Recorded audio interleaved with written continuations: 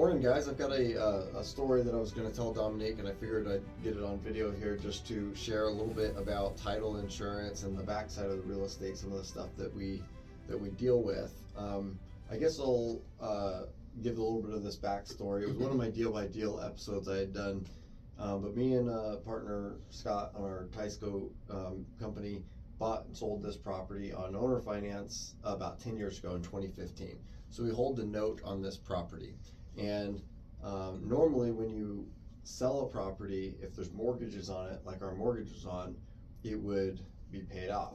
Well, this mortgage has been paid well for 10 years, and they fell behind. They bounced the check, missed a couple. Wasn't too concerned because they've been paying good for 10 years, and it's a pretty small note at this point. And so they put it up for sale with a realtor, and then it immediately was withdrawn on the MLS. So what that means is that the realtor basically put pause on the listing for a minute. So I called her and said, "Hey, I've got the note on this. Just want to let you know that note is behind, but it looks like they're selling it." She said, "Oh yeah, as soon as I got it listed, the neighbor was going to buy it, so I just withdrew it, and they're going to do their own thing. It's a small dollar point, and I'm just going to let them handle it, I guess. Unless they can't, and then I'll step in and finish listing it." I'm like, okay, well, that's a little weird, but whatever. And so it stayed on the MLS, was withdrawn for a few weeks, and now they missed another month's payment. There's a few months behind now. Not super worried because it's kind of for sale. And they're making payments to you, correct? They're supposed to be. Yeah. and they did for 10 years. We sold it in 2015. They've been making payments the whole time. So I'm a little bit surprised that they listed it with somebody else. I am too, and as a realtor, the fault there was that I didn't follow up with my client. Yep. Good. Yep. No, most of the time when I have a property that I hold the note on, they do end up listing with me when they go to resell it. But this was 10 years ago in 2015. I haven't spoken to her for years. The phone number I have for her is no good anymore. I tried to reach out when things went south. So yeah, she probably didn't know how to get a hold of me either. She's an old lady, probably didn't think to look me up or whatever. I don't know. Doesn't matter. Okay. So she's gonna sell the house and I should get paid off. The note now is like 17 grand or so. It's under 20. It's not a whole lot. I'm not worried that she missed a couple payments because she's gonna pay it off. Well, drew along for a couple weeks, and I ended up just looking at it again online, and I see on the Matsu Borough tax records that it transferred. So somebody else, someone bought this property and I wasn't paid off. Huh. Yeah.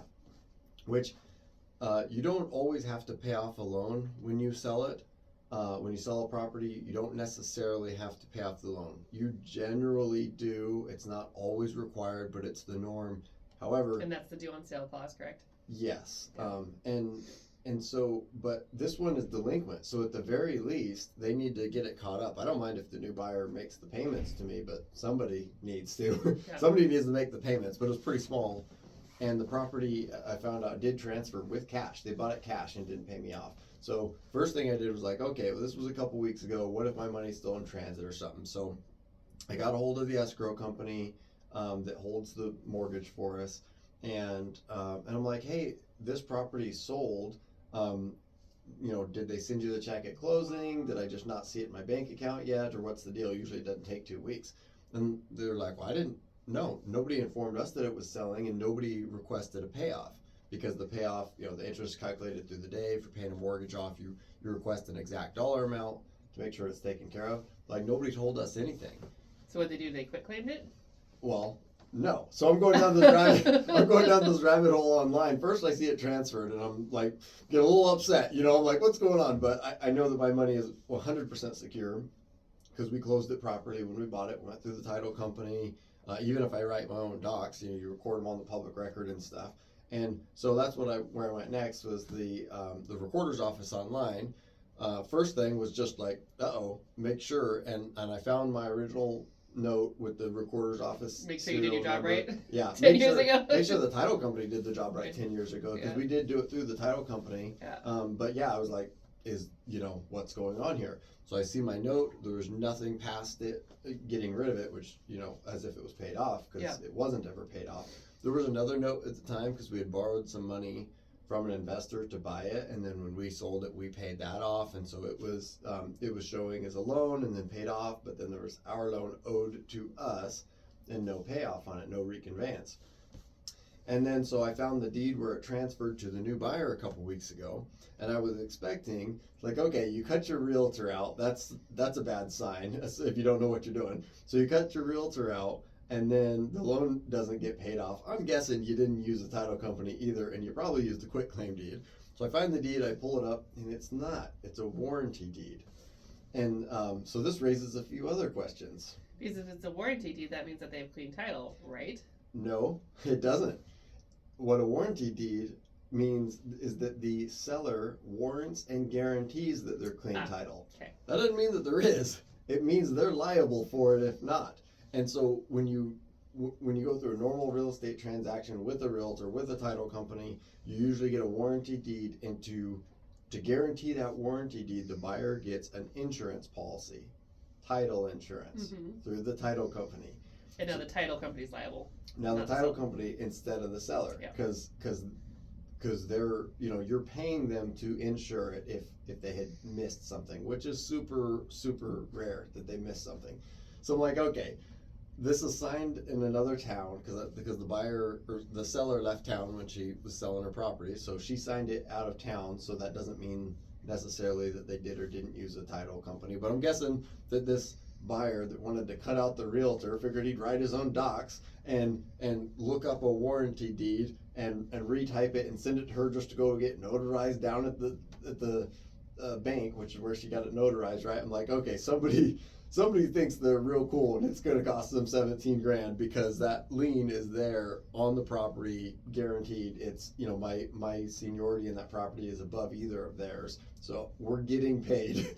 And so I'm like, this guy, so I called the realtor back, who wasn't involved in the transaction because she got cut out of it or whatever. I don't think she was too worried about it because it was a small deal. And I'm like, hey, do you know how to get a hold of this buyer by chance? Because my number for the seller isn't good. I got to talk to these folks and let them know that they're about to get foreclosed on the property that they just paid cash for.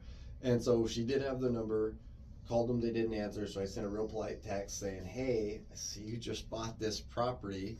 We're the lien holder on it. We sold it to the person you bought it from years ago, and we're still owed money.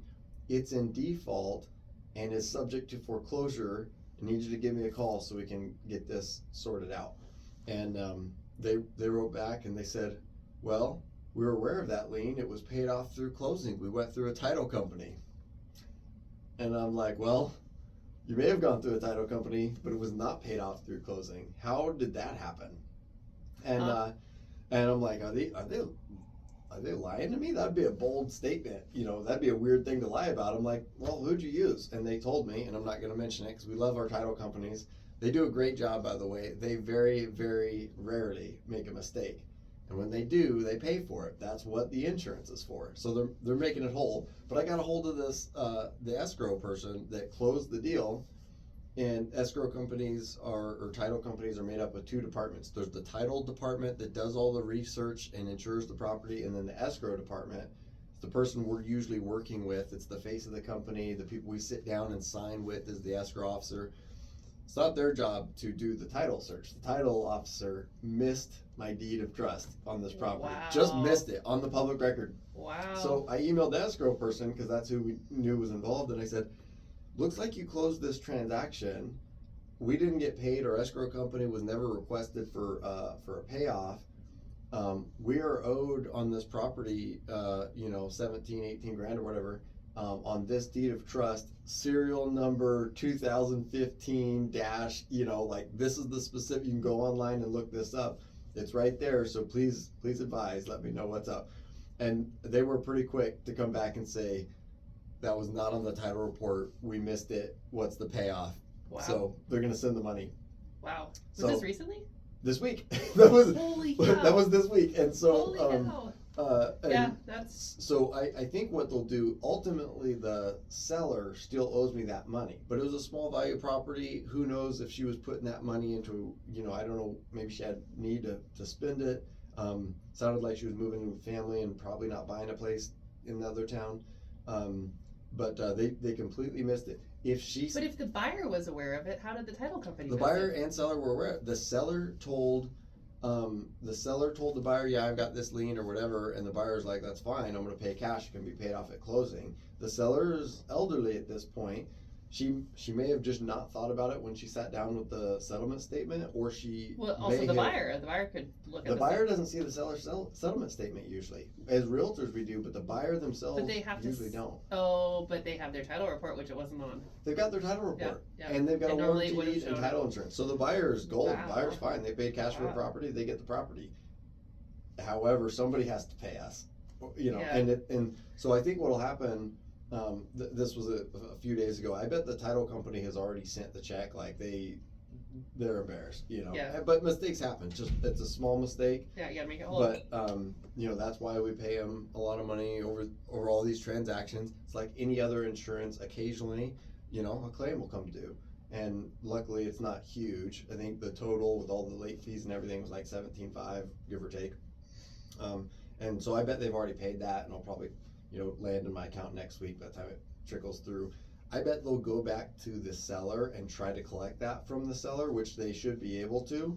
But if she doesn't have it, title company's going to eat that. Can't squeeze blood from a rock. Yeah. Yeah, and you can't, they're not going to sue this old lady who doesn't have any money. Like if she spent the money, she's never going to have $17,000 at one point again in her life. I wouldn't imagine. I thought she was older when I sold it to her 10 years ago. Yeah. So that's why you use title insurance. If there would have been a realtor involved, they cut out the realtor and just sold it to neighbor type of thing. The realtor would have looked at the settlement and been like, wait a minute, you guys said there was a loan here. Where's the loan? It's not on the title report, but you mentioned it. We should look at this. The escrow officer at the title company said, nobody said there was a loan. They didn't tell me that. Yeah. Well, nobody thought to tell you that. You're the title company. You're supposed to tell them that. Yeah, there wasn't a realtor involved babysitting, and obviously we're biased as realtors. We think we should be involved in every transaction to make sure we get paid. But this was a mistake by the title company. Mistakes happen. I'm not throwing anyone under the bus. It happens. But there was no realtor to catch it. The buyer didn't catch it because the buyer usually isn't privy to that side of the transaction. And the seller either didn't catch it, didn't think of it, maybe or she didn't care. Maybe she didn't care and was like, well, I mean, their mistake, not mine. Exactly. She might have thought that, but giving her the benefit of the doubt, she might not have known how much money was coming. She might not have known how much money was left owed to us. Who knows? Or maybe she didn't care to read the document because she figured they were doing their job. Yeah, you never know. And she was older when she bought it. It's 10 years later. Maybe she's moving in with family because she's not understanding things as well anymore. I don't want to make assumptions like that, but I don't want to say anybody did anything malicious here, but it happened. So and a lot of people missed it. a few good lessons here is that's why you use a realtor. Call me. Or me. Yeah, that's why you get title insurance, especially when a property's been owned for a while. I mean, there's a lot of times you really need title insurance, but it'll save this buyer. This buyer paid cash for the property, and if they didn't have title insurance, they'd be out that money or the property. Because I can still go foreclose on. I could start foreclosure today. It'd be stupid because I'm getting paid. But I could have, if I was just really upset and irate about it, I could have went and started a foreclosure, which would have cost just more money to get it paid off. So use a realtor if you don't know what you're doing. Use a title company. Get the title insurance. And then from my perspective, make sure that document is recorded on public record. Because if that would have been a handshake deal, we see that with owner finance stuff. If my documents weren't done properly by a good title company or myself or whoever does it, make sure those documents are done properly in the beginning. Because that property is transferred, but my money is still tied to it in first position lien, so I'm getting paid. And I've seen in the past where clients will want to do it amongst themselves, a friend with a neighbor or whatever the case may be, and then they just want the payments to come directly to them. They want to put the deed in the safe, and that's that. Well, the problem with that is if it's in the safe, it's not recorded, and if it's between one party to another and there's not a mortgage company involved, that there's just not enough track record and accountability there. So you can technically do all of this yourself. You can do the title search. You can do your title work yourself. You can do the realtor's work yourself. I've done all those things myself. You can hold the paper, as in skip the escrow company, like she was talking about, put the deed in the safe and track it yourself. You can do all these things, and if you do them all right, it's fine. But there's a lot of professionals involved to make sure it happens properly. And just a quick segue on another transaction that our colleague Sam was working on. He purchased the real estate note where this old guy had been holding the escrow and keeping ledgers. And then when he bought the note and then he had to foreclose on it, the guy he foreclosed on countersued him and said that's not correct. Well, that guy had no receipts. He had nothing to show what he had paid. So at the end of the day, Sam got the property back because the handwritten ledger looked pretty legitimate compared to nothing. But that whole situation could have been avoided entirely if they'd hired an escrow company. Then there wouldn't have been any question at all. Yeah. Sam could have theoretically lost money on that deal because the guy he bought the note from kept the thing himself and wrote the records, but he was a known entity. The guy's had hundreds of these over the years and whatever, but at the same time he's 80 years old and writing out monthly payments for decades by hand. Little risky when things go wrong. So, you know, you can do it yourself. Hire the right professionals for a little bit of peace of mind. Yeah, people don't realize that there's usually peace between 50 and 100 people involved in a real estate transaction. There's a lot of moving parts, so you can cut corners and save some money, and I've been there too. But if you make a mistake, it can cost you. Yep, so, absolutely. Anyways, so moral of the story. Hire the right people. If you don't, hire us. We'll help you out. But you know, buy the title insurance. You know, just kind of neat. People don't see the back end of our job. This title is very interesting. It seems kind of dry and boring, but this type of thing is fun and interesting, especially when it's done right. And I know I'm actually getting paid for what I was supposed to be. So. Yeah, absolutely. So, anyways, Thanks for joining us. We'll have some more videos out later in the week. And happy Thanksgiving. Yeah, happy Thanksgiving. Thanks, guys, for watching.